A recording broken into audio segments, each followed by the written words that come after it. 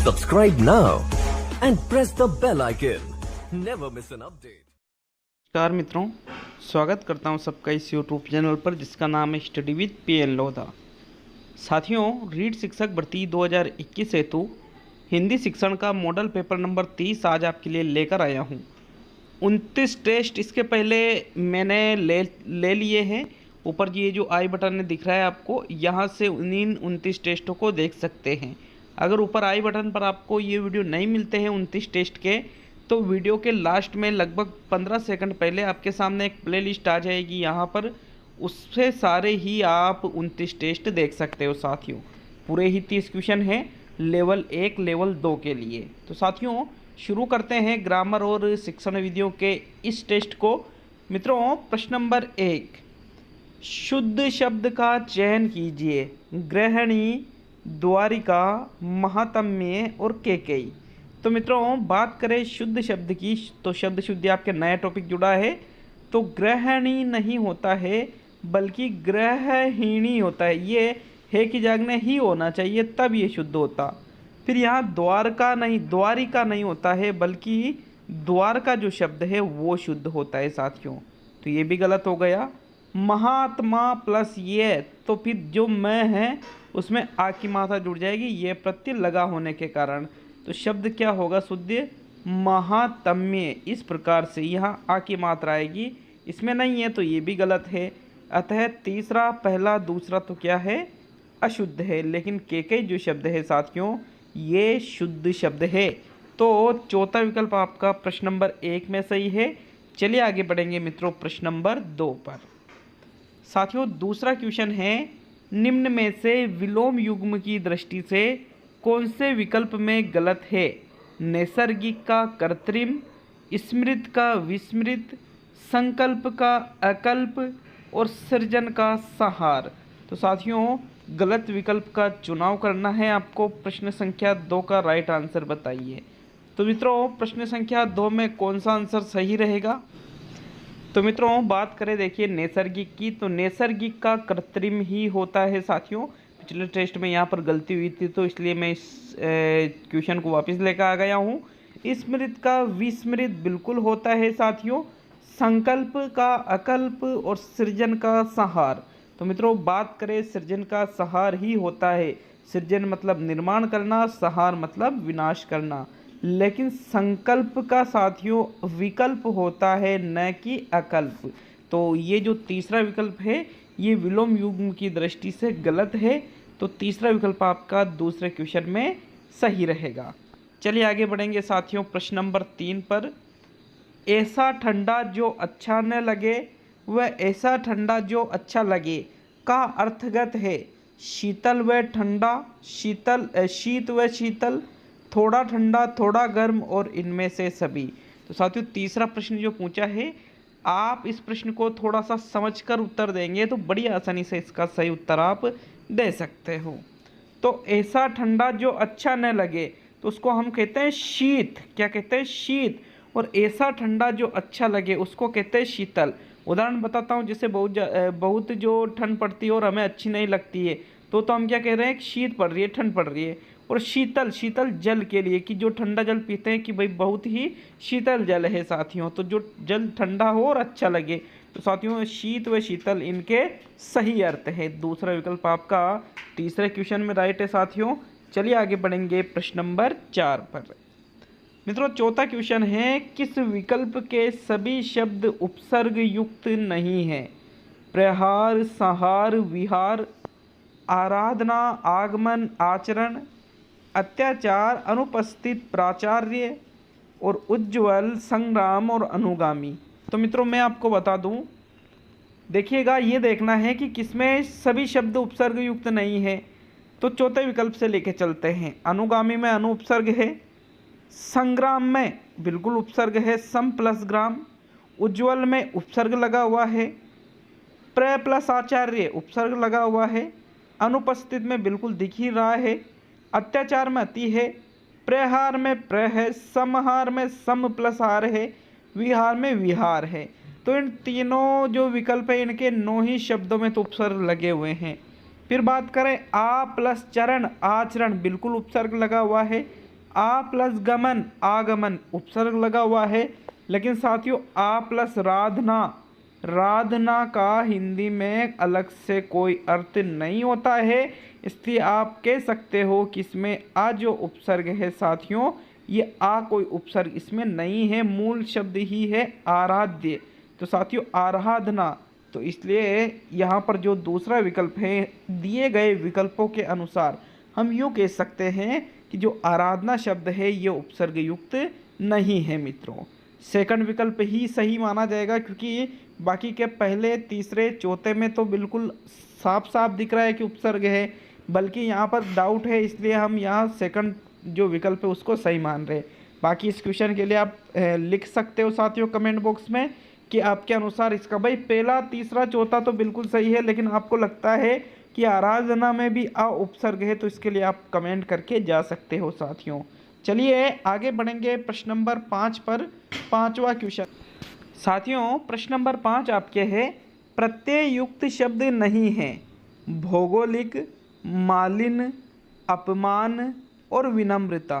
तो साथियों देखिए, भूगोल प्लस इक बराबर शब्द बनता है भौगोलिक, तो इक प्रत्यय लगा हुआ है, मालिन में इन प्रत्यय लगा हुआ है, वी प्लस नम्र प्लस ता, तो इसमें भी ता प्रत्यय लगा हुआ है, लेकिन अपमान में मान प्रत्यय नहीं है, बल्कि मान मूल शब्द है और अप उपसर्ग है साथियों, तो इसमें प्रत्यय नहीं है, इसलिए तीसरा विकल्प आपका 5वें क्वेश्चन में राइट रहेगा। चलिए आगे बढ़ेंगे प्रश्न नंबर 6 पर। छठा क्वेश्चन मित्रों, संधि की दृष्टि से अशुद्ध है, अनविति बराबर अनु प्लस इति, मनः प्लस चिकित्सा बराबर मनोचिकित्सा, श्रेय प्लस कर श्रेयस्कर, मनः प्लस विकार मनोविकार। तो मित्रों देखिएगा राइट आंसर कौन सा है, संधि की दृष्टि से अशुद्ध देखना है, तो मनः प्लस विकार मनोविकार होता है, विसर्ग संधि है। श्रेय प्लस कर श्रेयस्कर होता है, जैसे श्रेयस्कर, भास्कर, श्रेय, पुनः, भा, ब्रह, इनके बाद में सा आ जाता है, तो विसर्ग के बाद में क्या आ जाएगा, अगर का आ जाता है तो साथियों उसके पहले आधा से का आगम होता है, ऐसा इसका नियम है। अनु प्लस इति अनविति यण संधि है, लेकिन साथियों मैं आपको बता दूं, मनः प्लस चिकित्सा मनोचिकित्सा न बनकर शब्द बनेगा ये मनश्चिकित्सा, क्या बनेगा, मनश्य चिकित्सा। तो साथियों ये क्या है, फिर संधि की दृष्टि से अशुद्ध है, सेकंड विकल्प आपका सही है साथियों। छठे क्वेश्चन में देखिए मनोचिकित्सा गलत होता है, मनस चिकित्सा शुद्ध होता है संधि की दृष्टि से। चलिए आगे बढ़ेंगे प्रश्न नंबर 7 पर। हिंदी में अंतस्थ वर्णों का सही क्रम है य व र ल, य र ल व, य ल र व और ल र य व। तो साथियों हिंदी में अंतस्थ वर्णों के क्रम की अगर हम बात करें साथियों, तो ये क्रम होता है य, यज्ञ का, रथ का, लड्डू का और वकील का, ये र ल व, ऐसा हिंदी में होता है। और यही चीज़ अगर संस्कृत में आपसे पूछी जाए तो वो हो जाता है य व र ल, तो ये संस्कृत में, ये हिंदी में है सेकंड विकल्प, तो सेकंड हम यहाँ पर चुनेंगे साथियों 7वें क्वेश्चन में। चलिए प्रश्न नंबर 8, किस विकल्प में तत्पुरुष समास का उदाहरण नहीं है, वनवासी, मनोज, रण कौशल और रेखांकित।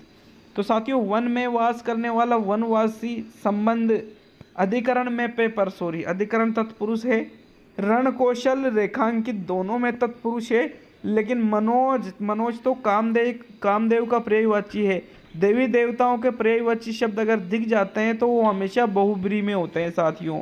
तो दूसरा विकल्प आपके 8वें क्वेश्चन में राइट है। नेक्स्ट बढ़ेंगे प्रश्न नंबर 9 की ओर। भाववाचक संज्ञा का शब्द नहीं है, निजत्व, शिष्टता, मीठा, नम्रता, क्रोध, जवानी, प्रभुता, महानता।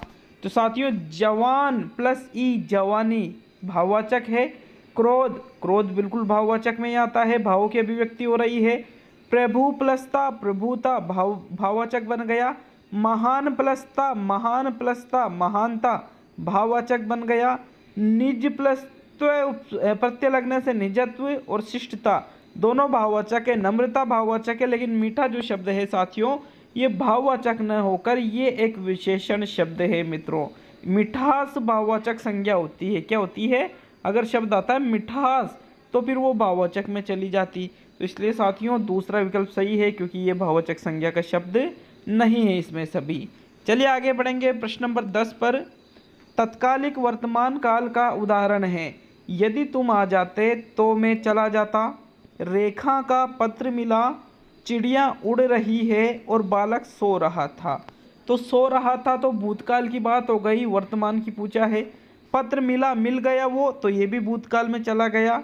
यदि तुम आ जाते तो मैं चला जाता, मतलब पहले की बात है, भूतकाल में चला गया। तो चिड़िया उड़ रही है, वर्तमान की बात है साथियों। एक आता है अपूर्ण वर्तमान काल, उसको ही तत्कालिक वर्तमान काल के नाम से भी जाना जाता है। तो थर्ड विकल्प आपके 10वें क्वेश्चन में सही है साथियों। नेक्स्ट आता है प्रश्न नंबर 11। साथियों 11वां क्वेश्चन आपके है, कौन सा वाक्य मिश्र है। तो देखिए रचना की दृष्टि से वाक्य के 3 प्रकार होते हैं, सरल वाक्य, संयुक्त वाक्य और मिश्र वाक्य। अब ये जो 4 विकल्प दिए गए हैं, इसमें आपको देखना है कि मिश्र वाक्य कौन सा है। प्रधानमंत्री जी आ रहे हैं, मैं लिखता हूँ और मोहन पढ़ता है, राजू मेरा भाई है और सीता मेरी बहन है, माँ ने कहा कि बेटा कभी झूठ मत बोलो।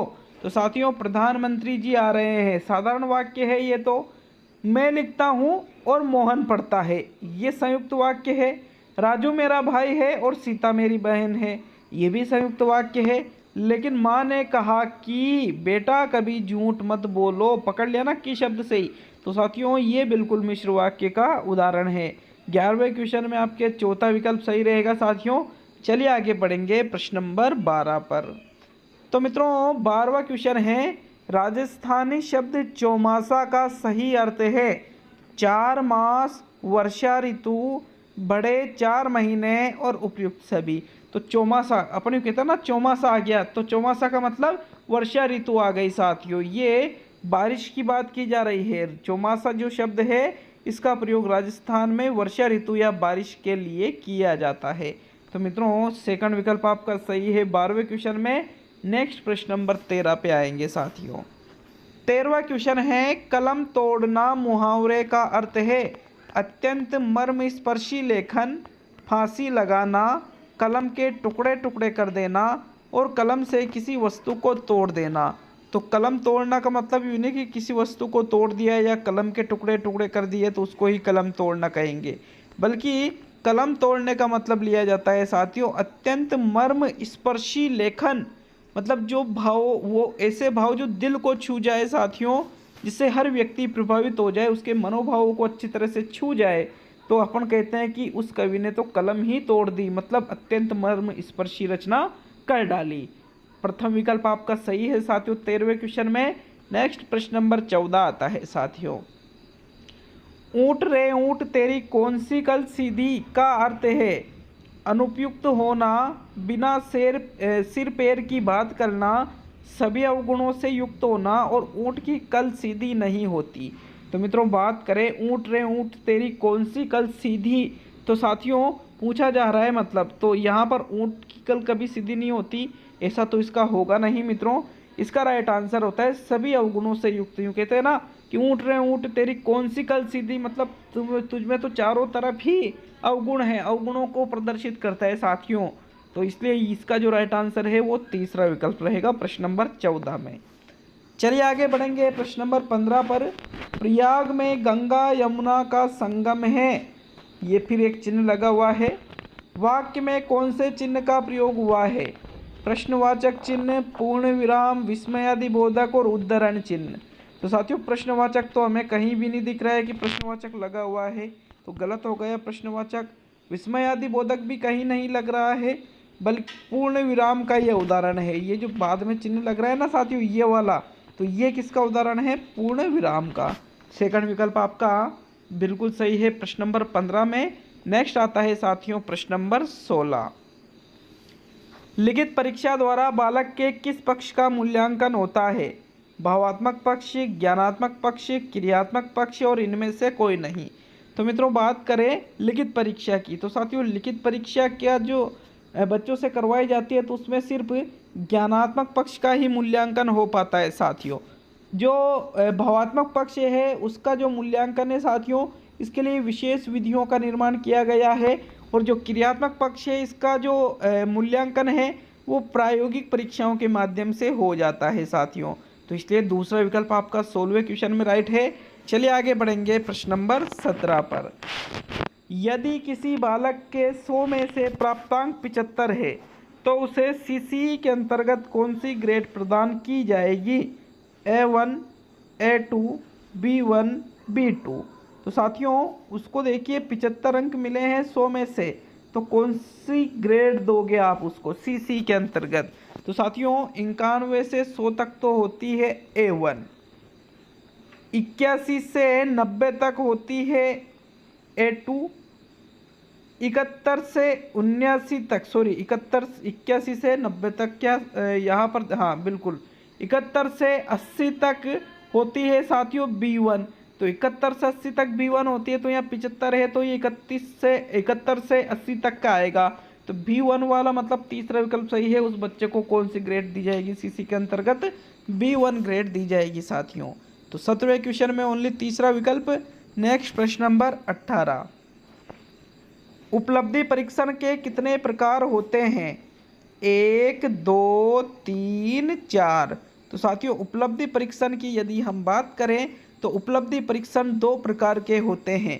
एक तो होता है प्रमापीकृत उपलब्धि परीक्षण और एक होता है अप्रमापीकृत उपलब्धि परीक्षण। तो साथियों अप्रमापीकृत और प्रमापीकृत का मतलब जो वैध और विश्वसनीय हो, और अप्रमापीकृत जो वैध और विश्वसनीय नहीं होते हैं साथियों। तो यहाँ पर आपका सेकंड विकल्प सही है प्रश्न नंबर 18 में। नेक्स्ट प्रश्न नंबर 19 की ओर बढ़ेंगे साथियों। प्रश्न नंबर 19 है, मूल्यांकन में इकाई परख का मुख्य उद्देश्य है अगली कक्षा में प्रोन्नत करना, प्रगति की जानकारी करना, उद्देश्य की पूर्ति सीमा का ज्ञान कराना और सृजनशील बालकों के लिए। तो इकाई परख का है मुख्य उद्देश्य पूछा है आपसे मूल्यांकन में मित्रों। इकाई परख का मुख्य उद्देश्य होता है प्रगति की जानकारी करना, कि बच्चों को जो पढ़ाया गया है उसका जब इकाई परख करेंगे तो हमें ये पता लग जाएगा कि बच्चों ने कितनी प्रगति की है। सेकंड विकल्प आपका सही है 19वें क्वेश्चन में। चलिए आगे बढ़ेंगे प्रश्न नंबर 20 पर। षडानन शब्द का अर्थ समझाने के लिए किस विधि का प्रयोग किया जाता है? समास, विग्रह, चित्र दिखाकर, व्युत्पत्ति द्वारा और अर्थ कथन द्वारा। तो मित्रों षडानन का देखिए अगर संधि विच्छेद करें तो षट प्लस आनंद, षट मतलब 6, तो 6 है आनंद जिसके। तो साथियों यहाँ बहुब्रीहि समास हो रहा है, तो समास के विग्रह के द्वारा आप आसानी से षडानन शब्द का अर्थ समझा सकते हो। प्रथम विकल्प आपका सही है मित्रों प्रश्न संख्या 20 में। आगे बढ़ेंगे प्रश्न नंबर 21 पर। 21वां क्वेश्चन आपके आता है, वाचन संबंधी दोष और उनके उपचार पर किसने प्रयोग किए? मेंजिल, ब्रिकनेर, मोंटेसरी और मन। तो साथियों वाचन संबंधी दोष और उनके उपचार पर प्रयोग करने वाले कौन थे? राइट आंसर देना है 21वें क्वेश्चन। तो साथियों प्रश्न नंबर 21 में राइट आंसर बताइएगा। देखिए जो वाचन संबंधी दोष और उनका उपचार है इस पर प्रयोग करने वाले थे ब्रिकनेर। कौन थे साथियों? ब्रिकनेर थे। ये क्वेश्चन मैंने पहले भी किया था, तो मित्रों वहाँ पर भी मैंने आपको बताया था कि मोस्ट इम्पोर्टेंट क्वेश्चन है, अच्छे से इसको याद रखना है आपको। नेक्स्ट बात करेंगे प्रश्न नंबर 22 पर। गद्य पाठ के कौन से रूप में मौन वाचन अनुपयुक्त है? कहानी, आत्मकथा, जीवनी और संवाद। तो साथियों देखिएगा मौन वाचन अनुपयुक्त है ऐसा कौन सा गद्य का पाठ है, आपको बताना है ये चीज़। तो साथियों देखिए कहानी, आत्मकथा और जीवनी इनके लिए तो फिर भी आप मौन वाचन का प्रयोग कर सकते हो, लेकिन संवाद तो हमेशा बोलकर ही किया जाता है साथियों। तो इसमें आप मौन रहकर कभी भी संवाद नहीं कर सकते हो। चौथा विकल्प आपका सही है प्रश्न नंबर 22 में। आगे बढ़ेंगे साथियों प्रश्न नंबर 23 पर। 23वां क्वेश्चन साथियों, गंभीर वाचन तथा द्रुत वाचन किसके भेद है? सस्वर वाचन के, आदर्श वाचन के, मौन वाचन के, अनुकरण वाचन के। तो गंभीर वाचन और द्रुत वाचन दोनों के ही नाम आपने पहले भी सुन रखे होंगे। ये दोनों साथियों सस्वर वाचन के भेद नहीं है, ना ही ये आदर्श वाचन के भेद है, ना ही ये अनुकरण वाचन के भेद है, बल्कि ये मौन वाचन के भेद है। किसके भेद है? मौन वाचन के। तो थर्ड विकल्प आपका 23 में सही है। चलिए आगे बढ़ेंगे प्रश्न नंबर 24 पर। सस्वर वाचन का अभ्यास कराने के लिए सबसे उपयुक्त है आदर्श वाचन, अनुकरण वाचन, सामूहिक वाचन, पाठ्य पुस्तक वाचन। तो सस्वर वाचन का अभ्यास यदि कराना है बच्चों को तो साथियों देखिएगा, आदर्श वाचन तो कौन करेगा, अध्यापक करेगा। वैसे बुक में पहला दे रखा था, उन्होंने मिसप्रिंट कर दिया इसको। इसके लिए सबसे बेस्ट रहता है सामूहिक वाचन। सामूहिक वाचन में सभी बच्चे एक साथ बोलते हैं, तो सस्वर वाचन का अभ्यास कराने के लिए इसको सबसे उपयुक्त माना जाता है मित्रों। सामूहिक वाचन को या समवेत वाचन भी इसको कहा जाता है। तो विकल्प नंबर 3 सही है आपके प्रश्न नंबर 24 में। चलिए आगे बढ़ेंगे प्रश्न नंबर 25 पर। 25वां क्वेश्चन, प्राथमिक स्तर पर संवाद शिक्षण की उपयुक्त प्रणाली है आदर्श नाट्य प्रणाली, व्याख्या प्रणाली, कक्षा विनय प्रणाली और रंगमंच प्रणाली।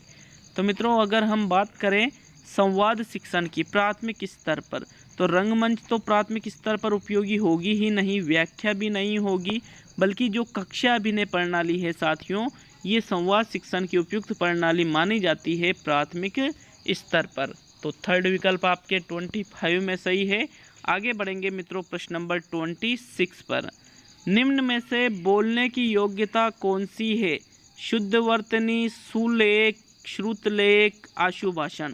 सुलेख भी लिखा जाता है, श्रुतलेख भी लिखा जाता है, शुद्ध वर्तनी भी लेखन से संबंधित है, लेकिन जो साथियों आशुभाषण है, आशुभाषण में बिल्कुल वर्तनी से उच्चारण से संबंधित चीज़ें होती है, बोलने से संबंधित चीज़ें होती है।